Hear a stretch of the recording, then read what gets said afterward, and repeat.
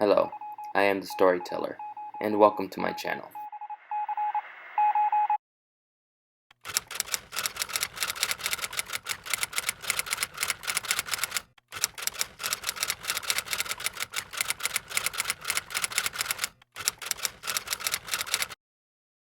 The station.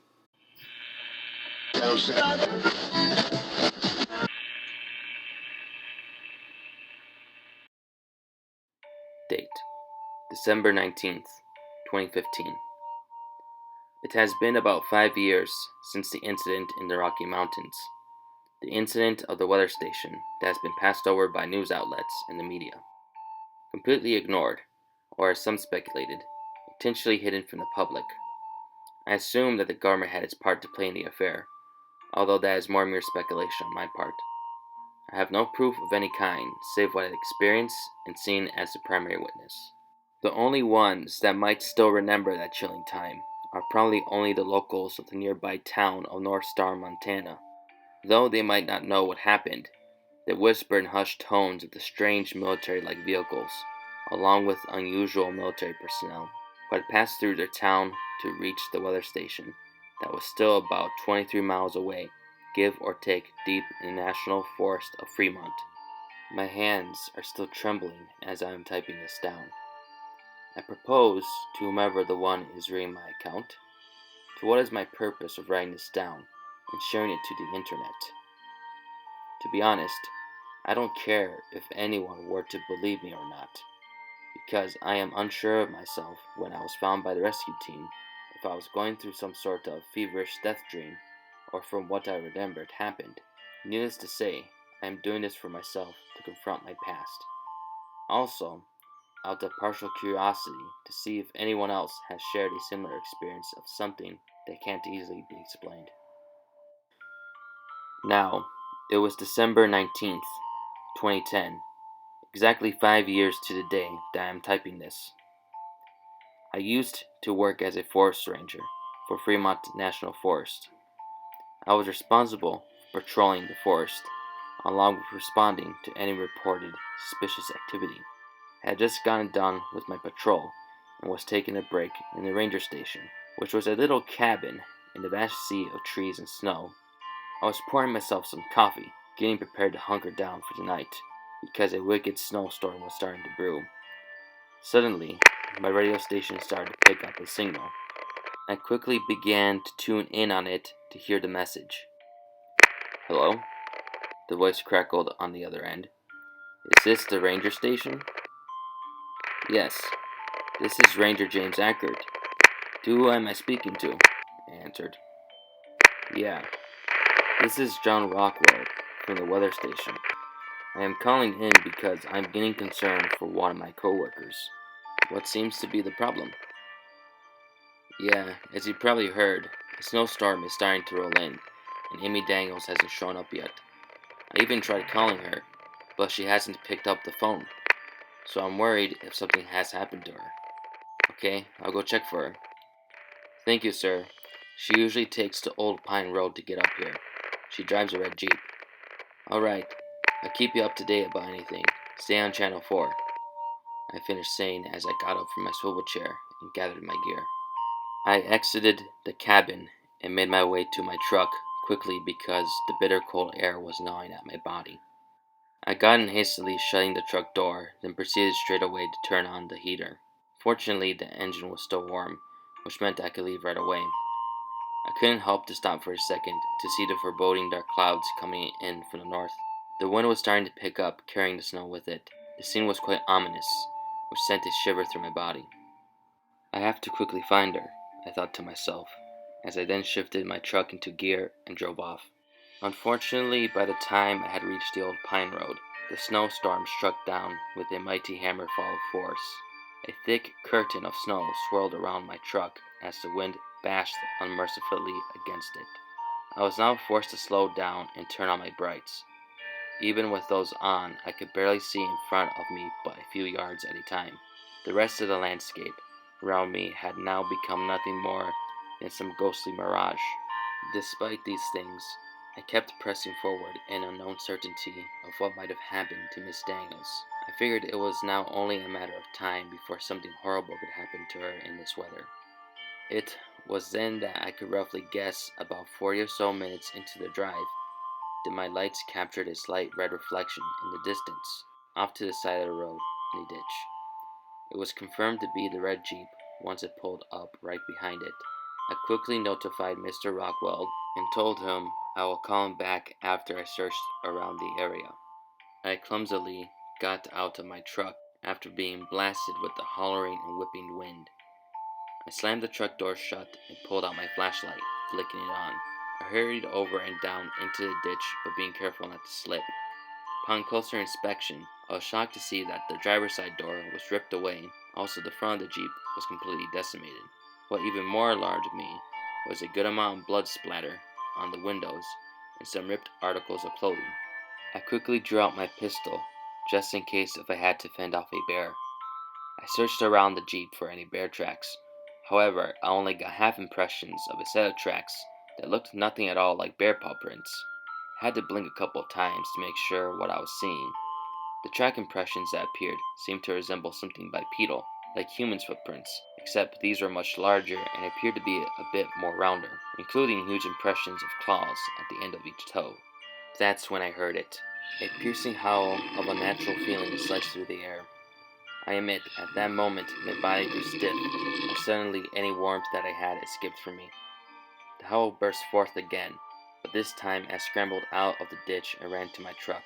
I got in and began to radio in for backup. Once done, I threw the truck into gear and drove off as fast as I dared to toward the station. Whatever I had just heard, I had a feeling that the other workers in the weather station were going to be in danger. I radioed in Mr. Rockwell to tell him of my findings, although I received no message back, only but hearing static from the other end. It was about a tense 35-minute drive to the weather station. When I pulled into the clearing, I already noticed damage to the front door and windows. The vehicles that were parked were wrecked, and one was even flipped over. I had gotten close, parking the truck with the head of it facing back toward the road, in case I needed to make a fast escape. I got out, drew my pistol, then cautiously made my way toward the broken inward wooden door. The lights were flickering inside in some areas, while in other parts it was dark as I entered. I cleared the room, finding it all a mess. There was broken equipment, trashed office furniture, and paper flung about. I'll spare the more gruesome details, but I'll just leave to your imagination what had happened to those poor victims. I finally reached the back of the weather station.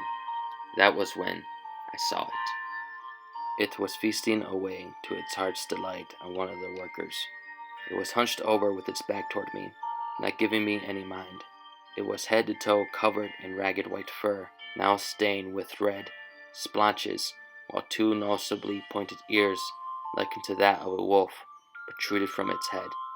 I trembled, and my mouth went dry. It finally stopped, then turned toward me. To this day, the face of that beast is seared into my memory. It had large black eyes, the size of a grown man's fist, a leathery blue face, and a freakishly large mouth that seemed to defy the proportions of its head. Razor-sharp teeth peeked over its stretched thin lips. There was no noticeable nose on its face, except for two quarter-sized holes, reasonably located where the nasal cavity should be. Its hands were long and spindly, with sharp nails at the end of each of its fingers. I was in utter shock at what I was staring at. In turn, it slowly started to stand up. I wanted to run, but I was frozen with fear. It then lunged at me. I snapped out of it and I pulled the trigger. It jerked back with black matter spilling out of it, and I kept pulling the trigger until I unloaded the clip. Despite doing that, it had just got back on its feet, although with much struggle. That was the moment when I ran. I reached my truck and hastily got inside. To my horror, in the headlight beams, I saw movement coming in my direction. It was another one of those creatures. I shifted the gear and floored it. Blam! I had hit it. The thing was thrown up over in the air, crashing behind me in the snow. It was an impulsive decision in the end, because the windshield was almost shattered, but it was in my way. I kept driving on the old pine road in the blistering snowstorm, doing my best guesswork and not trying to drive off it. Suddenly, my truck tire struck a patch of ice. My truck had spun out of control. I crashed into a tree head on. I must have banged my head on the steering wheel hard because I began to slip in and out of consciousness. The last thing I remembered was one of the creatures peeking in through the driver's side window, baring his teeth at me. The next thing I recalled, I ended up opening my eyes to blaring lights and movements of people trudging around through the snow. The driver's side door was now opened, and I looked up to see a man dressed in tactical winter camo gear. He was equipped with tools and weapons that you expect to see on some special forces operator. I didn't see his face, or none of their faces for that matter, because they were all wearing white balaclavas and winter goggles that had a silver tint to them, so I couldn't see their eyes. They had no discernible military insignias or patches, and if there were any, I don't remember. "Hey, this man's alive," said the soldier.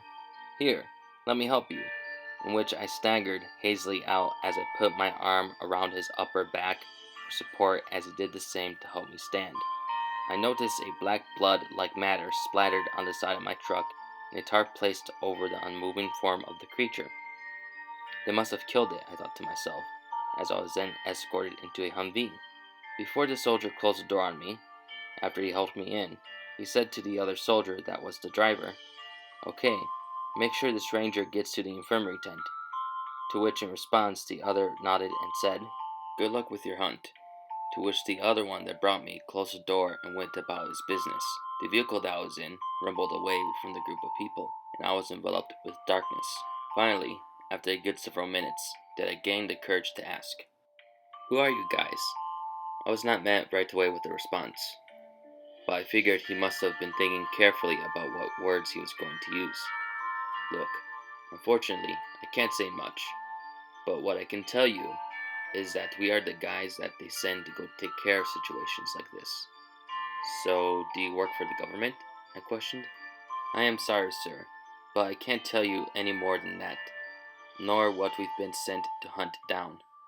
Trust me, the less you know, the better off you are. After you recover, you'll be interviewed by two of our agents, and you will have to answer their questions and give a statement. Then after that, you'll be free to go. Just nod your head, go along with it, and you'll be fine." "Well then, I guess. Thank you for saving my neck," I said, to which he nodded in response with an acknowledging grunt.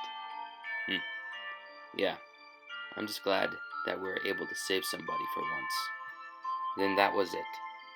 We spent the rest of the ride in silence as an occasional military vehicle passed by. I was taken to their base camp and was treated at the infirmary. I then spent the next week there in the infirmary tent, isolated from the rest of the people present there. I was even further isolated in the tent when they used a black tarp to separate me from any injured persons. I couldn't help, though, to take quick peeks through a little inconspicuous hole that I made with an eating utensil. I would see more of those soldiers walking around, along with even strange vehicles. The vehicles seemed to be some sort of container unit attached to large cargo trucks. I even heard vicious banging coming from inside them.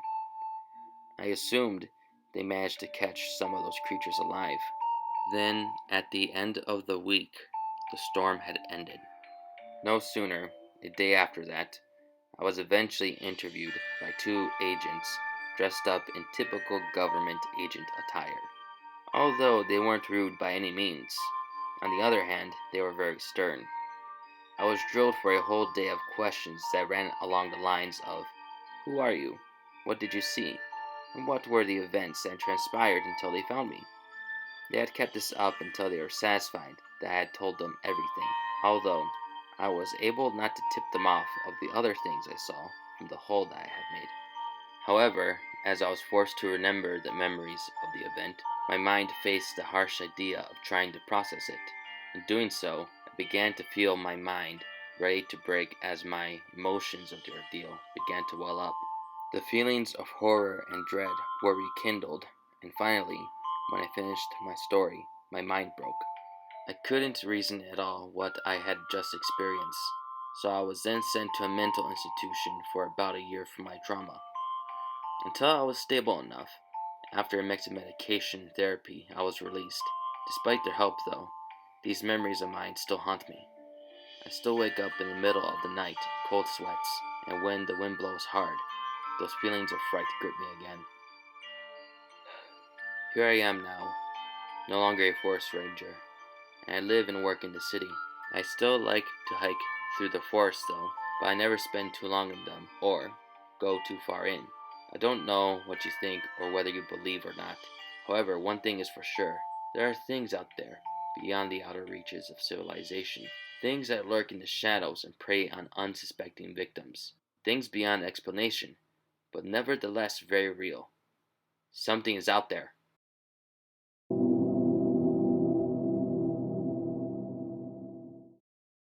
Thank you for watching. This has been The Storyteller. Please like, comment, share, and subscribe.